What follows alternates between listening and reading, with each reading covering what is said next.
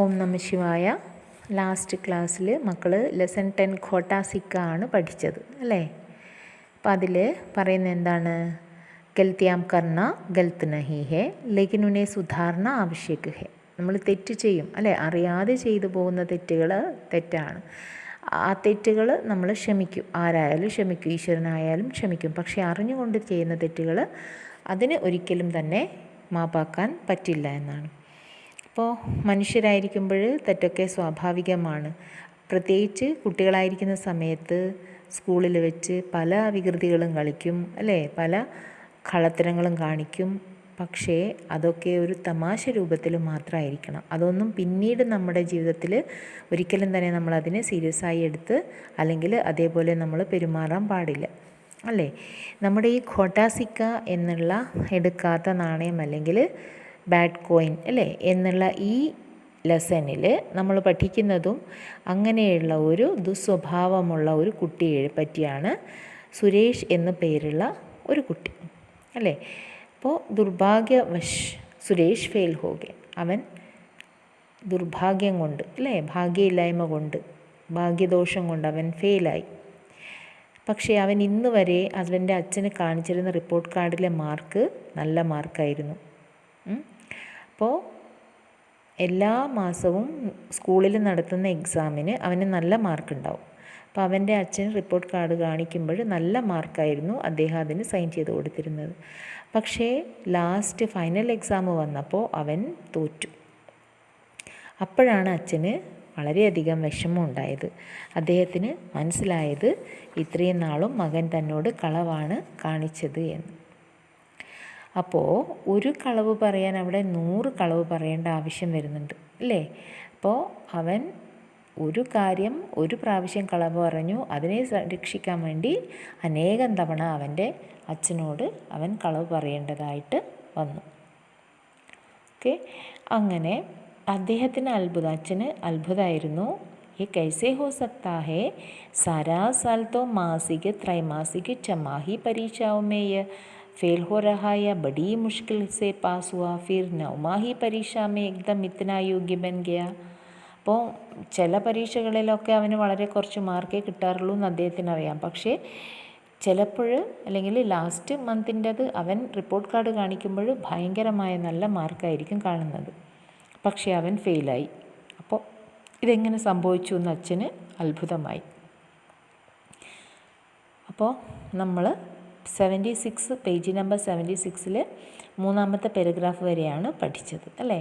അപ്പോൾ ഫെയിലായി കഴിഞ്ഞതിന് ശേഷമാണ് അവൻ ചിന്തിക്കുന്നത്, വെറുതെ ഞാൻ അച്ഛനോട് കളവ് പറയേണ്ടായിരുന്നു അല്ലേ? വളരെ ക്ലവറാണെന്ന് കാണിക്കാൻ വേണ്ടി വെറുതെ കളവ് പറഞ്ഞു. അപ്പോൾ ലജ്ജിക്കാൻ ഇടവന്നു അല്ലേ? അവൻ ഫെയിലായ കാര്യം വീട്ടിലറിയാതിരിക്കില്ലല്ലോ. അങ്ങനെ അവന് സ്വയം പശ്ചാത്താപം ഉണ്ടാകുകയാണ് ഇത്ര നാളും കളവ് പറഞ്ഞതിൽ. Okay, so we can continue next line, next paragraph. उसके पिताजी सयाने आदमी थे. उन्होंने दुनिया देखी थी और घाट घाट का पानी पिया था. इसलिए वे खूब समझते थे कि आप कब किस आदमी के साथ कैसा व्यवहार करना चाहिए. अपनी इस व्यवहार कुशलता के कारण उन्होंने सुरेश को डांटना डपटना या उसे मारना पीटना बिल्कुल उचित न समझा.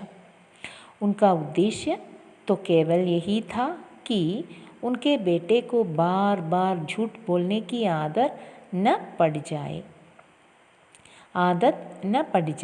अतः वे उसे सत्य बोलने की प्रेरणा देना चाहते थे और इसके लिए वे किसी उचित अवसर की प्रतीक्षा में थे. അപ്പോൾ ഉസ്കെ പിതാജി സയാനെ ആദ്മി थे. ഉസ്കെ പിതാജി എന്ന് പറഞ്ഞാൽ സുരേഷ് കെ പിതാജി, സുരേഷിൻ്റെ അച്ഛൻ.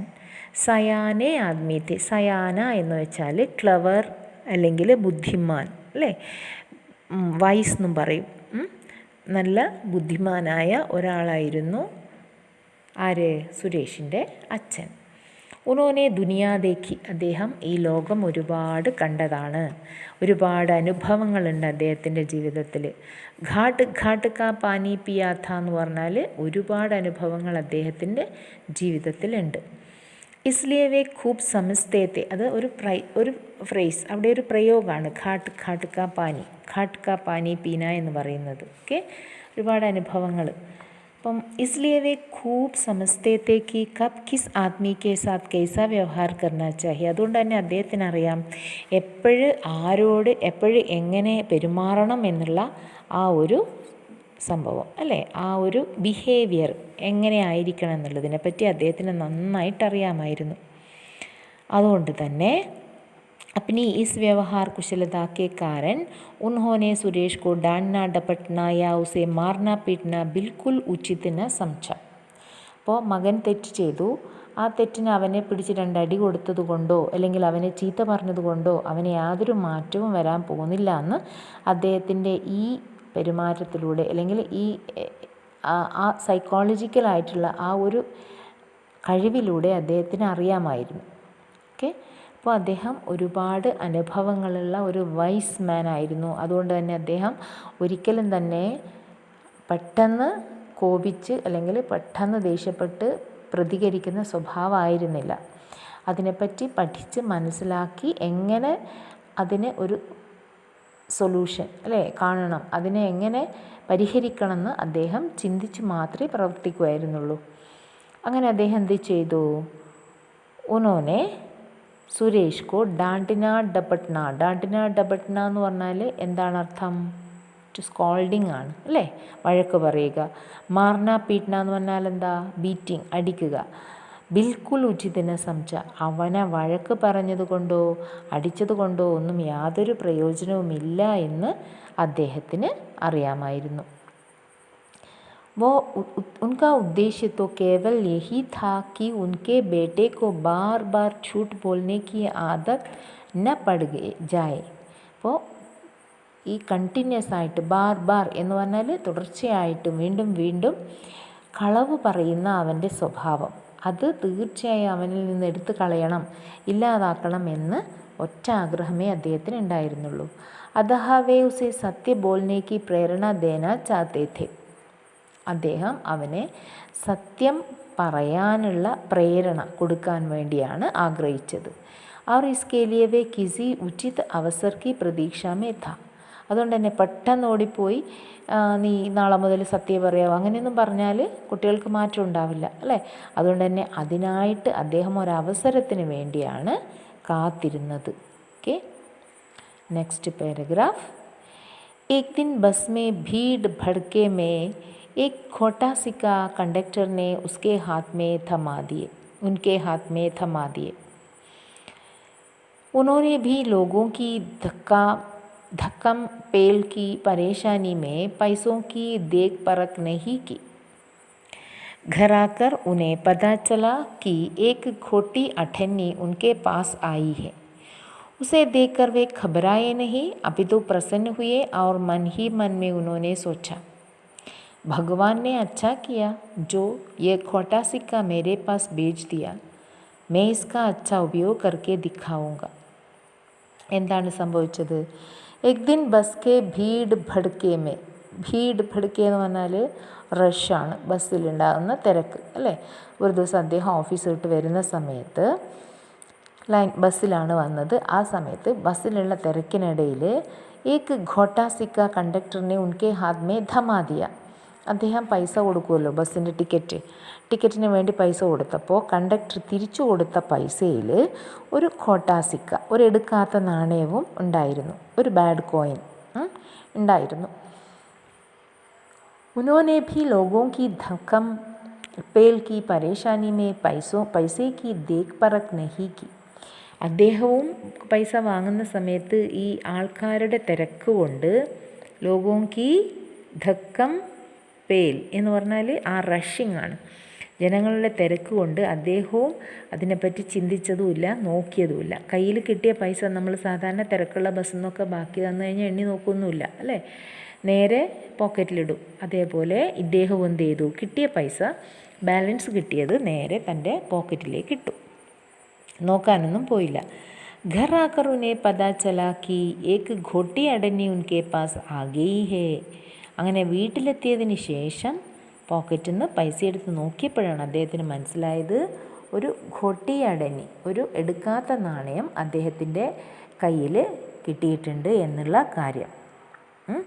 ഉസേ ദേക്കർ വേ ഘബരായ നഹി. പക്ഷേ നമ്മളെപ്പോലെ ആ കണ്ടക്ടറെ ശപിച്ചും കൊണ്ട്, ഈ എന്താ പറയുക, ഇയാൾ വെറുതെ നമ്മളെ പറ്റിക്കാനായിട്ടാണ് തന്നതെന്നൊക്കെ പറഞ്ഞ് നമ്മൾ അയാളെ ഒരുപാട് ചീത്ത പറയും അല്ലേ.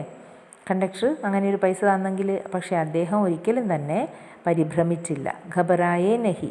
പിന്നെയോ അഭിതു Prasanna ഹുയേ our Mann he Mann may ഉണോനെ സോച്ച. അതിനു പകരം അദ്ദേഹം വളരെ ഹാപ്പി ആവുകയാണ് ചെയ്തത്. എന്നിട്ട് സ്വയം മനസ്സിൽ പറയാണ്, എന്താ പറയുന്നത്, ഭഗവാൻ നെ അച്ഛാ കിയ ജോ യെ ഘോട്ടാ സിക്ക മേരെ പാസ് ഭേജ് ദിയ. ഈശ്വരൻ വളരെ നല്ല ഒരു കാര്യമാണ് ചെയ്തത്. ഈ ഘോട്ടാ സിക്ക എൻ്റെ കയ്യിൽ എത്തിച്ചതിൽ ഈശ്വരന് നന്ദി പറയാണ് അയാൾ ചെയ്യുന്നത്. മേ ഇസ്ക അച്ഛാ ഉപയോഗ കർക്കെ ദിഖാവുക. അപ്പോൾ ഈ ഘോട്ടാ സിക്കയുടെ ഉപയോഗം എന്താണ്, നല്ല ഉപയോഗമായിട്ട് ഞാനതിനെ കാണിച്ച് കൊടുക്കും എന്നാണ് അദ്ദേഹം പറയുന്നത്.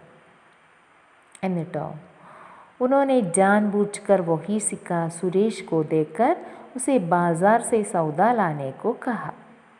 मंडी में कोई गंवार लोग तो बैठे नहीं होते जो एक दिन दहाड़े खोटी अडनी को पहचान न सकते. അങ്ങനെ उन्होंने जानबूझकर वही सिक्का सुरेश को देकर उसे बाजार से सौदा लाने को कहा. അദ്ദേഹം അറിഞ്ഞുകൊണ്ട് തന്നെ, അദ്ദേഹത്തിന് അറിയാം ആ പൈസ എടുക്കില്ല എന്ന്, ആ എടുക്കാത്ത നാണയമാണെന്ന് അറിഞ്ഞുകൊണ്ട് തന്നെ അദ്ദേഹം എന്ത് ചെയ്തു, അത് തൻ്റെ മകനായ സുരേഷിനെ വിളിച്ചിട്ട് അവൻ്റെ കയ്യിൽ കൊടുത്തു. എന്നിട്ട് പറഞ്ഞു ബാസാർ സേ സൗദ ലാനെ. അപ്പോൾ ബാസാർ, മാർക്കറ്റിൽ പോയിട്ട് സാധനങ്ങൾ കൊണ്ടുവരാൻ വേണ്ടി പറഞ്ഞു. ബാസാർ സേ സൗദ ലാനെ കോ കഹ. സൗദ എന്ന് വെച്ചാൽ മെറ്റീരിയലാണ്, മാൽ, തിങ്സ്, സാധനങ്ങൾ. मंडी में कोई गवार लोग तो बैठे नहीं होते जो दिन दहाड़े खोटी अडनी को पहचान सकते. മണ്ടി എന്ന് പറഞ്ഞാൽ മാർക്കറ്റാണ്. ഓക്കെ, മെയിൻ മാർക്കറ്റ്, ബഡാ ബാസാർ. മണ്ടിമേ കോയി ഗംവാർ ലോ. ഗംവാർ എന്ന് പറഞ്ഞാൽ എന്താ, ഒരു പണിയില്ലാണ്ട് വെറുതെ ഇരിക്കുന്ന ആൾക്കാരെന്ന് പറയില്ലേ നമ്മൾ. ഗവാർ ലോഗ് തോ ബൈഠേ നഹി ഹോത്തെ ജോ ദിൻ ദഹാടെ ഖോട്ടി അഡ്നി കോ പഹചാൻ ന സക്തി.